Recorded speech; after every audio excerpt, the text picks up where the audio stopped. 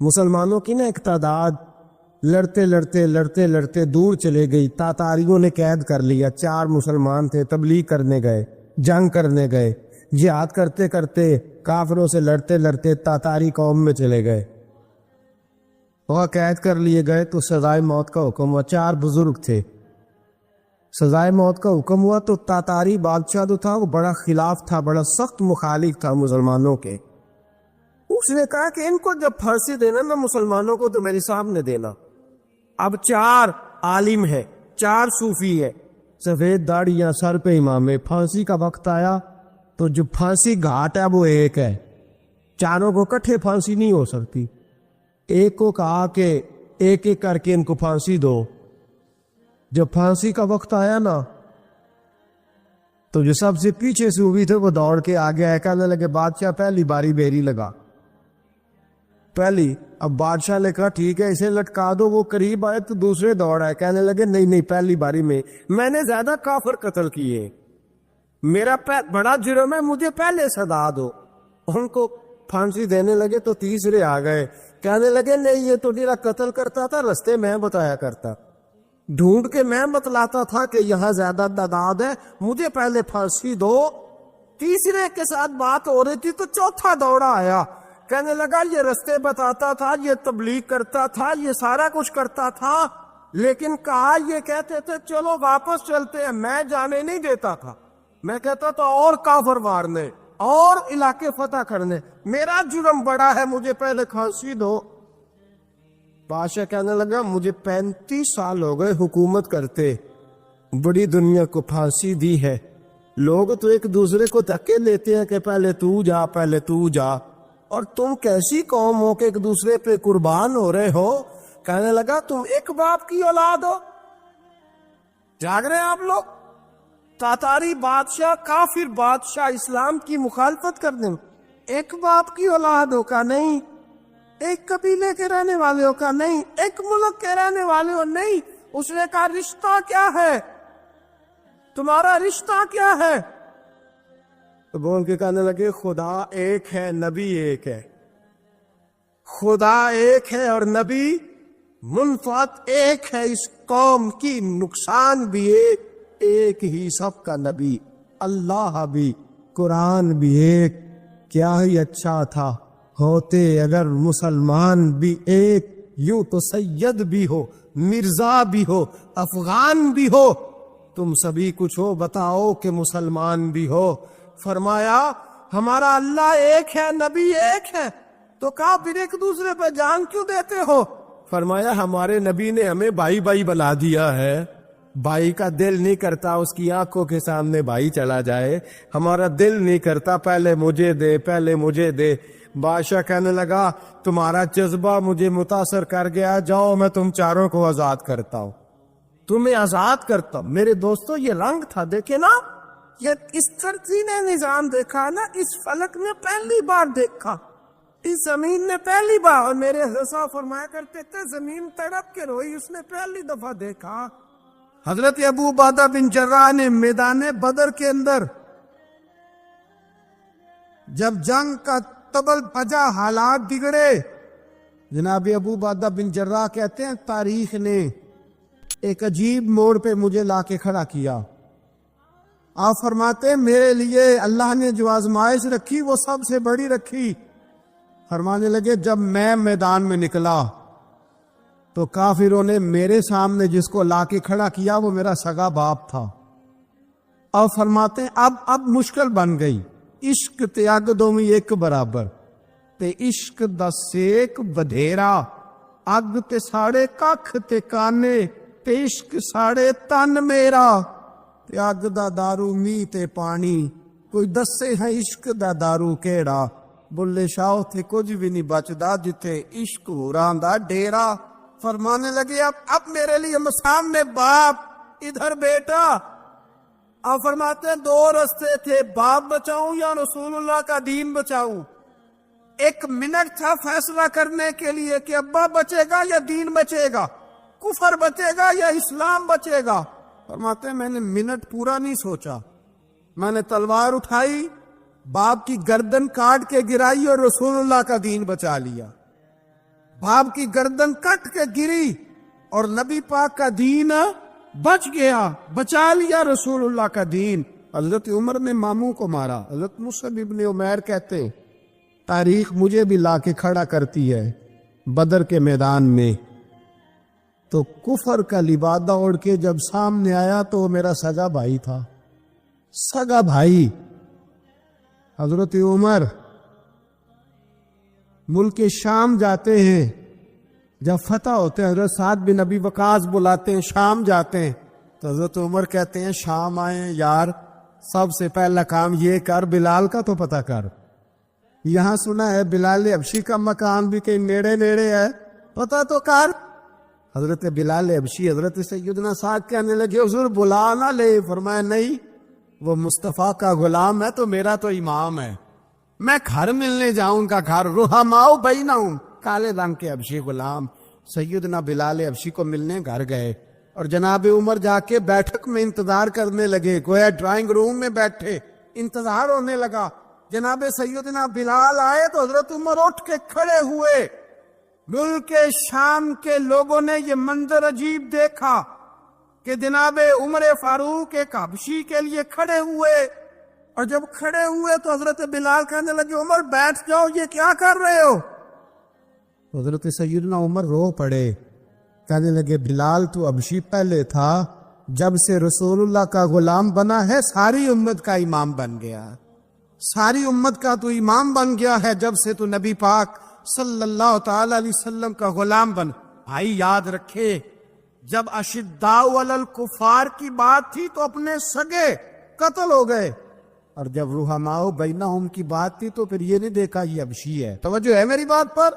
جاگ رہے نا آپ لوگ، ادھر دیکھیں، پھر یہ نہیں دیکھا کہ یہ حبشی ہے، یہ رومی ہے، یہ کون ہے، پھر یہ دیکھا کہ یہ رسول اللہ کا غلام ہے صلی اللہ۔ ہمارے ہاں تو نفرتیں پھیل گئی ہو، او بس کرو جی بنگالیوں سے جان چھڑاؤ، او بس کرو جی فلانے سے، او بس کر یار، رہن سہن اپنا اپنا ہوتا ہے، لیکن مسلمان جس طرح کا بھی ہو اس کے ساتھ نفرت کرنے کی اجازت نہیں ہے۔ پہلی بات اشداء علی الکفار، دوسری بات رحماء بین، اب تیسری بات ہے تراہم رکعا سجدا یبتغون فضلا من اللہ ورضوانا۔ میں نے شروع میں بات کی تھی نا کہ اگر خانہ کعبہ میں 40-50 لاکھ حاجی مل کے دعائی مانگ لیتا، دعائی مانگ لیتا مل کے تو کمال ہو جاتا۔ حضرت ابو بکر صدیق رضی اللہ تعالیٰ عنہ سے کسی نے پوچھا تھا بدر میں فتح کیسے ہوئی؟ اب بھی مسلمان کہتے ہیں نہیں جی کیسے لڑیں گے جی، ہمیں اپنا بڑا مسئلہ ہے۔ یہ کمزور لوگوں کی باتیں، کمزور جو خدا والے ہوتے ہیں ان کی یہ سوچ نہیں ہوتی۔ یہ آرزو کرم اور میں آپ سے کروں، یہ بھیک اس کو جی دیے جس کا خدا نہ ہو۔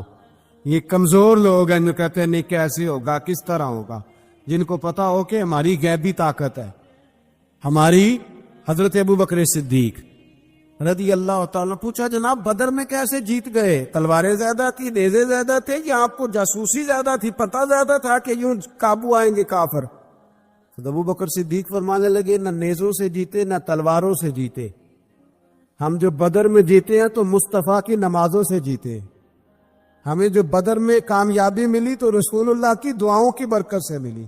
فرمانے لگے کافر ساری رات شرابیں پیتے رہے، ساری رات وہ ناچ گانے میں مصروف رہے، اور میں حضور کے خیمے میں موجود تھا، نبی پاک ساری رات نماز پڑھتے رہے، ساری رات حضور نماز پڑھتے رہے، ساری رات اللہ سے دعا کرتے رہے۔ فرمایا صبح جو کامیابی ملی تو یہ مصطفیٰ کی نمازوں کی برکت سے ملی۔ ایک بزرگ کی میں بات سن رہا تھا، وہ کہہ رہے تھے اب نمازیں عبادتیں ریاضتیں بعد میں کرنا، پہلے جہاد کرو۔ کہہ رہے تھے اب نکل کر خانقاہوں سے ادا کا رسم شبیری، عبادتیں ریاضتیں تلاوتیں درود بعد میں ہوگا، پہلے جہاد۔ تو میں نے کہا صاحب عبادتیں تلاوتیں درود ہو کہاں رہا ہے، پہلے وہ جگہ تو بتائیں۔ خانقاہوں پہ تو عرس ہو رہا ہے، سال کے بعد ڈھول لگ رہا ہے۔ وہ جو زمانہ تھا نا کہ خانقاہ شریف پہ شام تک قرآن مجید ختم ہوگا، فجر کے بعد 50,000 درود پڑھا جائے گا، وہاں لوگ آئے ہیں تو وہاں ذکر کرتے کرتے لوگ اس قدر مست ہوئے کہ انہیں ہوش ہی نہیں کہاں کہ کہاں گئے. وہ تو دور ختم ہو گیا. اب کہاں ہے خانقاہ میں؟ اب تو نظر نیاز رہ گئی، ختم شریف رہ گیا، عرس پاک رہ گیا، باقی تو معاملہ ختم ہے. وہ کہاں گیا معاملہ سارا؟ بھائی دعائیں التجائیں. شہاب الدین غوری سے پوچھا جناب فتح کیسے ہوئی؟ کہنے لگے خواجہ معین الدین اجمیری کی دعاؤں کی برکت سے. فرماتے ہیں بابا دعا مانگتا تھا، ہم جہاد کرتے تھے، اللہ کامیابی دے دیتا. بھائی وہ عبادت، وہ ریاضت، وہ مسلمان جو رات کو اپنے رب کو منا لیا کرتا تھا، وہ اپنی عبادت کے زور پر اللہ تبارک و تعالیٰ کی بارگاہ میں آہو زاری. حضور نے فرمایا الدعاء صلاح المومن، دعا مومن کا ہتھیار ہے. دعا مومن کا بول کے بتانا ہے. دعا مومن کا، فرمایا مومن یہ ہتھیار چلا سکتا ہے، یہ ہتھیار کافر کے پاس موجود ہے. حضرت زید بن حارثہ رضی اللہ تعالیٰ عنہ کو نہ پکڑ کے کچھ کافر ان کو پکڑ کے لے گئے تو ایک درخت کے ساتھ باندھ لیا. کہنے لگے تمہیں قتل کریں گے، حضور کے صحابی ہیں رضی اللہ تعالیٰ. جب کافر آپ کو قتل کرنے لگا نا تو انہوں نے درخت کے ساتھ اچھی طریقے سے ٹانگیں باندھ لی، ہاتھ باندھ لیے، گردن باندھ لی. کہنے لگا بلا اپنے رب کو. تو حضرت زید رضی اللہ تعالیٰ عنہ فرمانے لگے میں تو شہید ہونے کو تیار تھا، لیکن تو نے آزمانے کا پروگرام بنایا تو ٹھیک ہے، میں پھر بلانے لگا ہوں اپنے رب کی مدد کو. اے اللہ مدد فرما. اس نے اتنی دیر میں تلوار نیام سے نکال لی. اے اللہ مدد فرما. اس نے جب تک دونوں ہاتھوں میں تلوار سونت لی. اے اللہ مدد فرما. جب تیسری بار آپ نے یہ کہا تو اس نے تلوار اٹھائی، کہا اللہ مدد فرما. حضرت زید رضی اللہ تعالیٰ عنہ کہتے ہیں جب چوتھی بار میری زبان سے لفظ نکلے، کافر کے ہاتھ میں تلوار تھی پر گردن بھی اس کی کٹ کے نیچے گر گئی. کہ گردن کٹ کے اسی وقت نیچے گری. مجھے کسی نے کھولا، نہ مارنے والا نظر آیا، نہ گردن کاٹنے والا نظر آیا، نہ مجھے کھولنے والا. تو میں نے کہا آنے والے تو بتا تو سوئی تو کون ہے؟ تو کہنے لگے میں جبریل امین ہوں، میں جبریل امین ہوں، میں جبریل. مجھے دشمنوں نہ چھیڑو، میرا ہے کوئی جہاں میں. مجھے دشمنوں نہ چھیڑو، میرا ہے کوئی جہاں میں ابھی پکار لوں گا، نہیں دور ہے مدینہ. کہا جب تو نے، حضرت جبریل کہنے لگے جب تو نے پہلی دفعہ کہا نا اللہ مدد فرما تو میں سدرۃ المنتہا پہ تھا. مجھے حکم ہوا جبریل دیر نہ کرنا. فرماتے ہیں جب دوسری دفعہ تو نے کہا نا اللہ مدد فرما تو میں 7ویں آسمان پہ تھا، اور جب تیسری دفعہ کہا مدد فرما تو میں پہلے آسمان پہ تھا. اور فرمایا جب تو نے کہا چوتھی دفعہ اللہ مدد فرما تو میں تیرے سرانے کھڑا تھا، میں تیرے سرانے. تو بھائی اب تو اجتماعی دعا بھی نہیں رہی ہماری. اب تو یہ والا سوتا بھی، دیکھو اکبر الآبادی نے کہا تھا مصیبت میں بھی اب یاد خدا ہم کو نہیں آتی، دعا منہ سے نہ نکلی جیبوں سے عرضیاں نکلی. اب بھی ہم کہتے ہیں کریں گے بات، سفیر کو بلائیں گے، ہم نے کہا ہے اس کو تو مان جائے گا وہ آپ کی بات. وہ بچے کاٹ رہا ہے تو اس کو گھر بلا رہا ہے. ابھی تک ایک اتنا سا سٹینڈ کہ ان کا جو دفتر ہے سفارت خانہ وہ بند کر دیا جائے، اتنی بھی توفیق نہیں ہوئی. کہتے ہیں ٹھیک ہے شور شروع ہو رہا ہے بس چپ کر دیں گے سارے. خدا را خواب غفلت سے اٹھو، بیداری حاصل کرو. اور کچھ نہیں ہو سکتا تو کھول کے دعا تو مانگو، ان کے لیے دعا تو مانگو. اللہ بڑا کریم ہے، وہ جب مدد کرنے پہ آتا ہے تو پھر بڑے بڑے کافروں کے مقابلے میں اپنے بندوں کی مدد فرماتا ہے. اور میں یہ پیغام دینا چاہتا ہوں عالم کفر کو بھی، یاد رکھے رب کریم جب مدد کرنے پہ آئے تو اکیلے حضرت ابراہیم اور ایک طرف پوری ملت ہو تو اللہ اپنے خلیل کو بچا لیا کرتا ہے. رب کریم کی رحمت کاملہ جب فیصلہ کر لیتی ہے تو پھر نمرود جیسے سپر پاور طاقت کو رب کریم مچھر سے مروا دیا کرتا ہے. اللہ تبارک و تعالی، یہ تو مسلمان کا دعا والا سوتا ہے، وہ نکل کر خانقاہوں سے ادا کر رسم شبیری یہ تو تب ہوگا جب خانقاہ کے اندر کوئی ذکر فکر عبادت ہو رہی ہو، اور جب وہاں حال ہی کوئی نہیں، وہاں تو رقص و سرور ہے، وہاں تو بس جھوٹی تعریفیں ہیں، ہر آدمی نے ایک بندہ ساتھ رکھا ہوا ہے تعریفیں کرنے کرانے والا، وہ تو معاملہ ہی اور ہو گیا ہے۔ حضرت سیدنا مولا علی شیر خدا کرم اللہ تعالیٰ وجہہ کریم ساری زندگی کہتے رہے، اللہ علی نے میدان میں عمر گزاری ہے، اسے شہادت کی موت عطا فرما۔ او بھائی یہ تو شہادتیں مانگنے والے۔ حضرت امام حسین میدان کربلا میں کھڑے تھے، شمر کہنے لگا حسین تیری چاروں جانب موت ہے، تو آپ فرمانے لگے تجھے ابھی ہمارا پتہ ہی نہیں، موت سے تو ہمارا پیار چلتا ہے، اور فرمایا یہ شہادت تو ہمارا پیچھا کرتی ہے، پہنچ جاتی ہے جہاں ہم ہوتے ہیں، موت سے ڈرا رہا ہے۔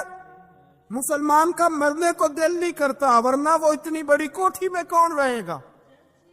مرنے کو دل اس لیے نہیں کرتا کہ وہ جو 6 کروڑ 10 کروڑ ڈالر لوٹ کے رکھے ہیں، مر گئے تو کھائے گا کون؟ وہ فقیر فاقہ مست تھے، ان کا گھر ہی کوئی نہیں تھا، ان کے بینک بیلنس ہی کوئی نہیں تھے، وہ کہتے تھے گھر ہمارا ہے وہ جو ہمارے رب نے تیار کیا ہوا ہے، ہمارا بینک بیلنس ہے وہ جو ہمیں جنت میں جا کے ملے گا۔ ان کا تو یہ کھاتا ہی کوئی نہیں تھا، اس لیے وہ شہادت کی۔ حضرت عمر بن جموح رضی اللہ تعالیٰ عنہ میدان احد میں 4 بیٹے لے کے آئے۔ کتنے بیٹے؟ بول کے بتائے۔ 4 بیٹے لے کے عمر بن جموح آئے، اور خود ایک ٹانگ سے لنگڑے سے آبی ہیں، ٹانگ چھوٹی ہے، حضور کے سامنے کھڑے ہوئے کہا محبوبہ میرے 4 ہی تھے، میں 4 ہی لے آیا ہوں، قبول کر لے۔ تو حضور نے فرمایا تو کیوں تلوار اوڑے آیا ہے، یہ تو نے کیوں گلے میں اسلحہ ڈالا ہوا ہے؟ کہا یا رسول اللہ میں نے بھی تو جانا ہے نا۔ تو حضور نے فرمایا 4 بیٹے جو ہیں۔ تو حضرت عمر بن جموح نے بات کی، صحابہ کہتے ہیں لبوں سے مسکرا رہے تھے، آنکھوں سے رو رہے تھے، کیا عجیب انداز ہے۔ حضور نے فرمایا عمر 4 بیٹے جو آ گئے تو رہنے دے۔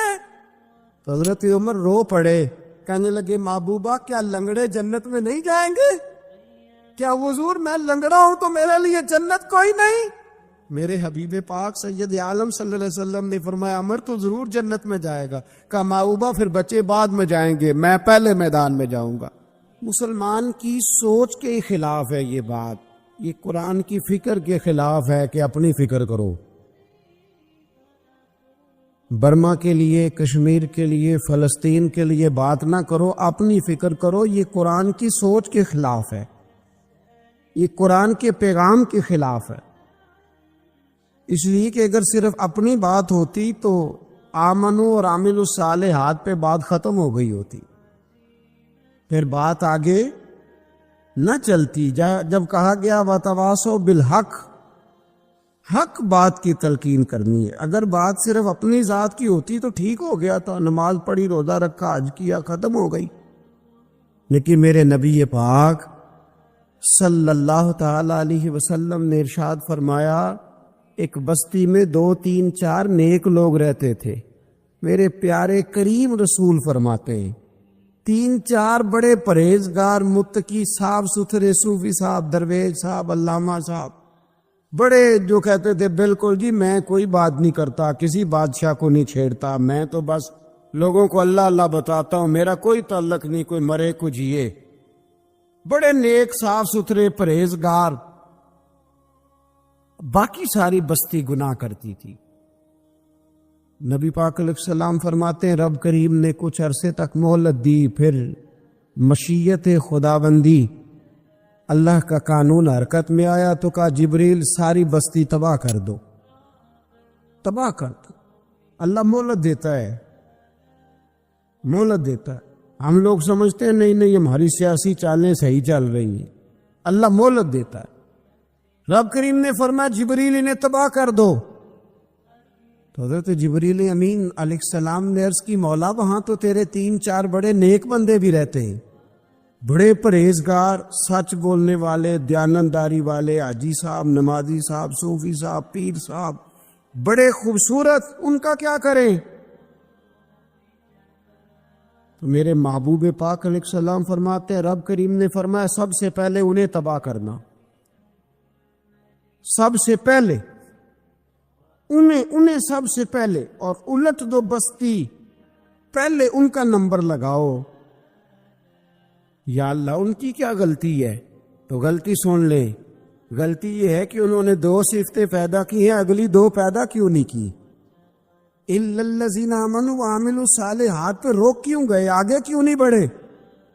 اللہ کریم نے فرمایا جبریل دیکھو نا، میری نافرمانی ہوتی رہی اور ان کے چہرے پر کبھی شکن تک نہیں آیا، لوگ میرا قانون توڑتے رہے، انہیں کبھی برا ہی نہیں لگا، گناہ دیکھ کر کبھی خیال ہی نہیں آیا بدلنے کا۔ میرے بھائی امت مسلمہ اپنے لیے تو آئی نہیں دنیا میں، نبی پاک کی اس لیے تھوڑے آئے تھے کہ پیسے کمائیں، دنیا داری کریں، جھوٹ سچ ماریں اور رخصت ہو جائیں، بچے پیدا کریں۔ یہ کام تو ہندو سکھ بدھ مت سارے کر رہے ہیں، تو فقط اس کام کے لیے تھوڑی آیا ہے۔ کنتم خیر امت اخرجت للناس، اللہ فرماتے ہیں میرے محبوب کے غلاموں تم بہترین امت ہو، میں نے تمہیں امتوں کے بھلے کے لیے پیدا فرمایا ہے، تمہیں لوگوں کی امامت کے لیے دنیا میں بھیجا ہے۔ اے نوجوان مسلم، کبھی یہ تدبر بھی کیا تو نے؟ وہ کون سا گردو ہے جس کا ہے تو ایک ٹوٹا ہوا تارا؟ تو نے کبھی سوچا ہے تو کیا ہے؟ پتہ ہے تجھے؟ روزی کماؤ، روٹی کماؤ، اور اب تو بہت سارے لوگ جھوٹ کی دنیا میں زندہ ہیں، جھوٹ بولتے ہیں اپنے آپ کے ساتھ بھی، دائیں بائیں فراڈ کر رہے ہیں اپنی ذات کے ساتھ، خول بنا لیا اس میں بند ہو گئے، باہر ہی نہیں نکلی۔ اپنے ملک کی سوچو، اپنی بات کرو۔ علامہ اقبال نے پتہ کیا کہا تھا؟ اقبال نے، یہ سنو، جو لوگ کہتے ہیں پہلے پاکستان، برما کے مسلمان بعد میں کشمیر کے مسلمان، پہلے سنو اقبال کیا کہتے ہیں۔ اقبال کہنے لگے ان تازہ خداؤں میں بڑا سب سے وطن ہے، ان تازہ خداؤں میں بڑا کون؟ وطن کی محبت ایمان کا حصہ، اس میں شک نہیں، لیکن اگر اسلام سے پہلے وطن آ گیا تو اقبال کہتے ہیں ان تازہ خداؤں میں بڑا سب سے وطن ہے، اور جو پیرہن اس کا ہے وہ مذہب کا کفن ہے۔ فرماتے ہیں جو وطن اوڑھ لیتا ہے اس نے اپنے مذہب کو دفن کر دیا۔ سب سے پہلے پاکستان نہیں، سب سے پہلے رسول اللہ کا دین ہے، سب سے پہلے قرآن ہے، سب سے پہلے نبی پاک کا فرمان ہے، سب سے پہلے امت مسلمہ ہے۔ ان تازہ خداؤں میں بڑا سب سے وطن ہے، جو پیرہن اس کا ہے وہ مذہب کا کفن ہے۔ اور اقبال کہنے لگے قوم مذہب سے ہے، مذہب جو نہیں تم بھی نہیں۔ قوم مذہب سے ہے، مذہب جو نہیں، کوئی نہیں سمجھ آ رہی آپ کو میری بات؟ قوم کس سے ہے؟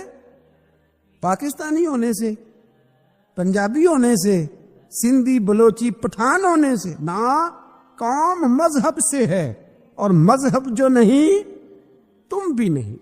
یہ کیسے ہو سکتا ہے کہ مذہب نہ اور بندہ زندہ رہے؟ یہ کیسے ہو سکتا ہے؟ بھائی کافر نے اصل میں جاگ ہی نہیں رہا، میں جاگتا ہی نہیں،